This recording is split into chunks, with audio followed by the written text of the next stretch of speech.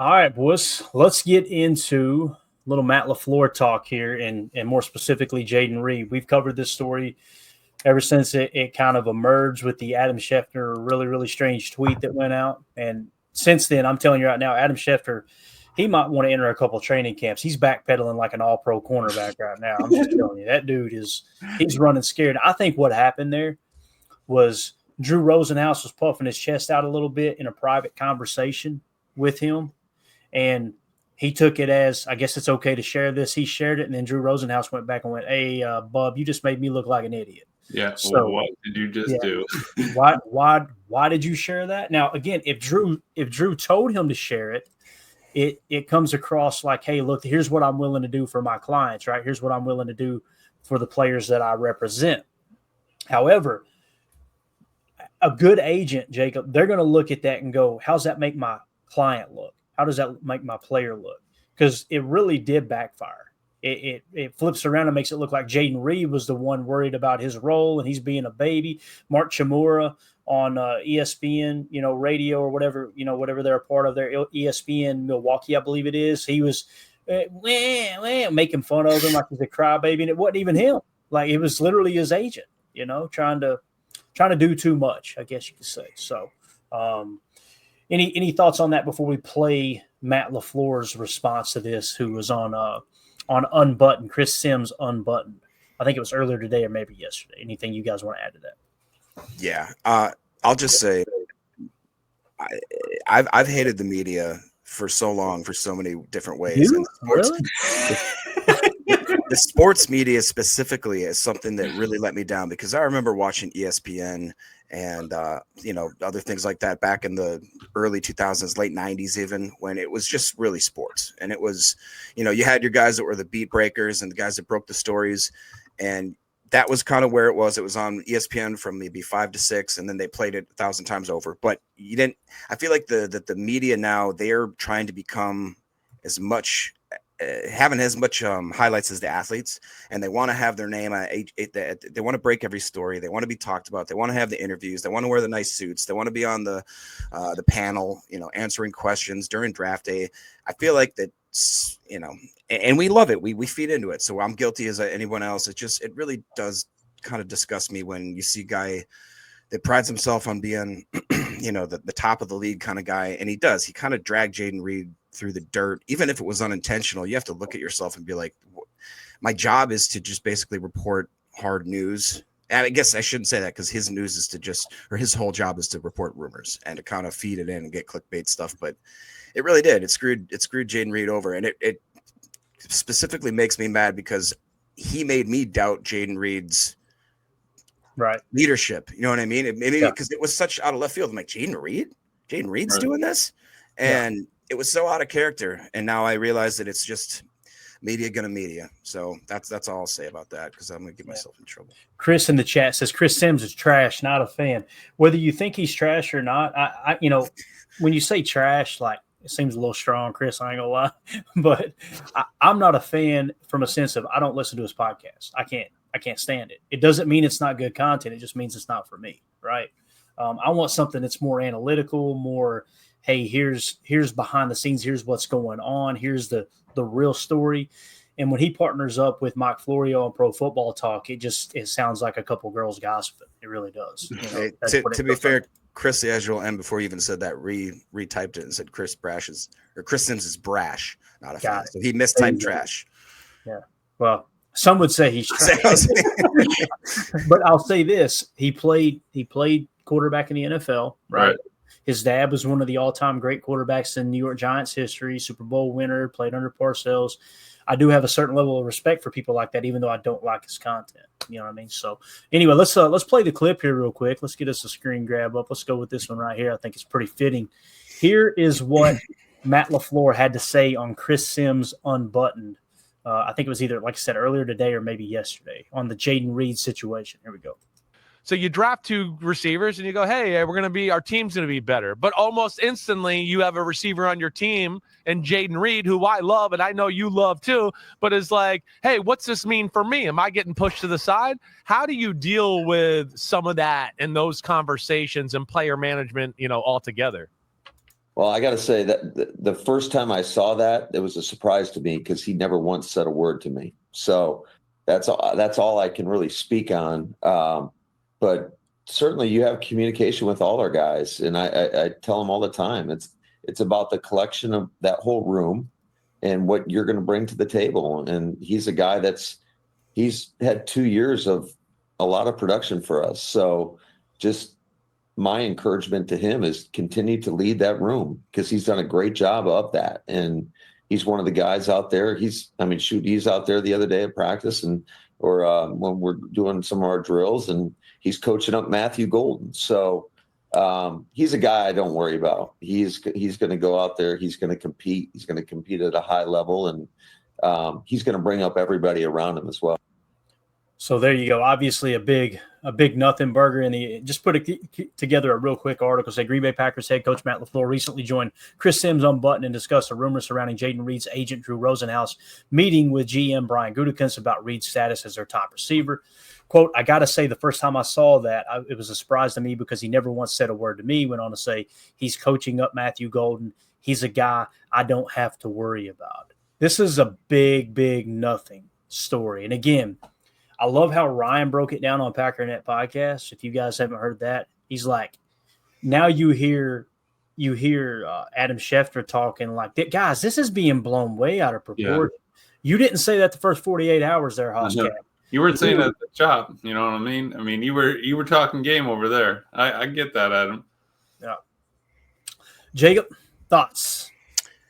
Yeah, I mean, I don't want to get into it again. I specifically loved listening to Ryan just kind of give his little he's so good at when he plays the clips and just he has these little tiny, his 1 second interjections where he lets Chef just say, I really don't understand why it was such a big deal. Then why did you do it? And right. It's right.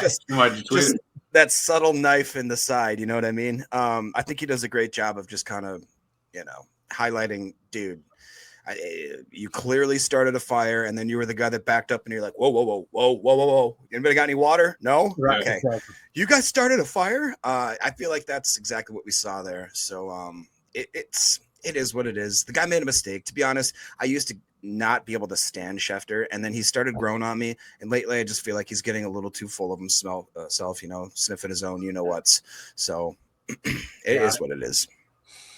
Yeah, like Matt said, I didn't expect it to be Jayden Reed. I think it was DJ or Buck.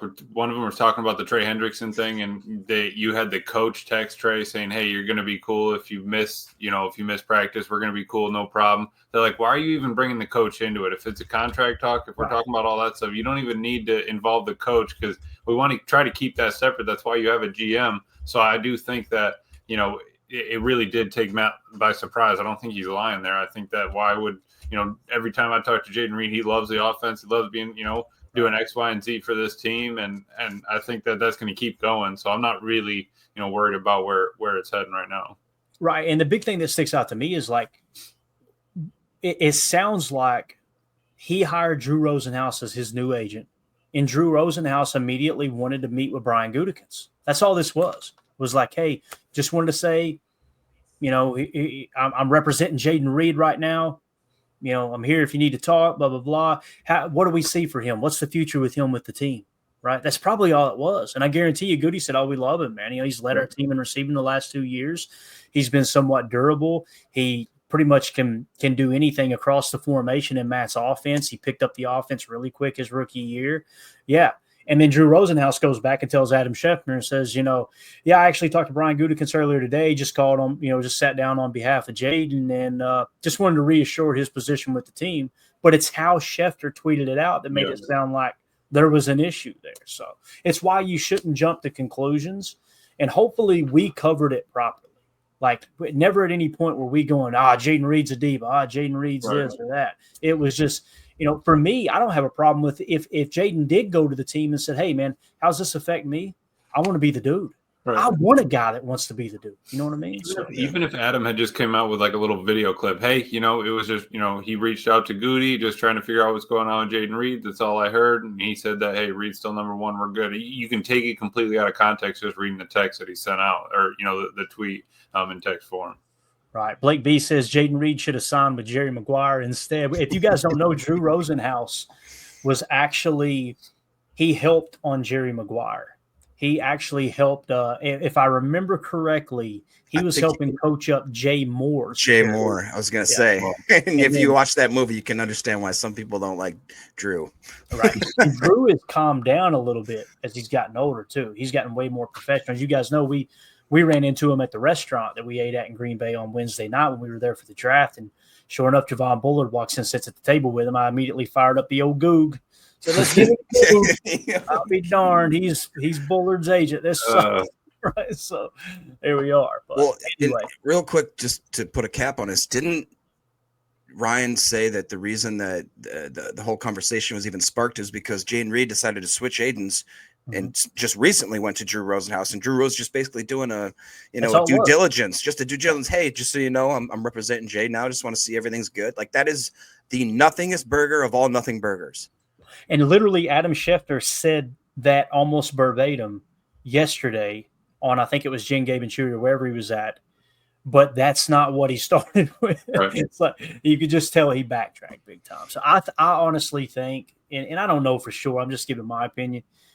I think what he did was he read into it the wrong way, fired that tweet out there. Drew came back and said, "Hey, knucklehead, what are you doing?" Mm-hmm. And then he started, like I said, backpedaling like Al Harris. You know what I'm saying? Like, just can't do it. So Yasmin in the chat says, Jayden Reed better not be wasted by the Packers. 2024, he started on fire and then gradually disappeared. That made no sense at all. You know, the big thing that bothers me, Yasmin, hopefully I'm saying that name correctly. I apologize if I'm not, was the targets went way down in the second half, right? And when you turn on the tape, you do see them hammering down a little bit more on Jayden Reed in the second half of the season.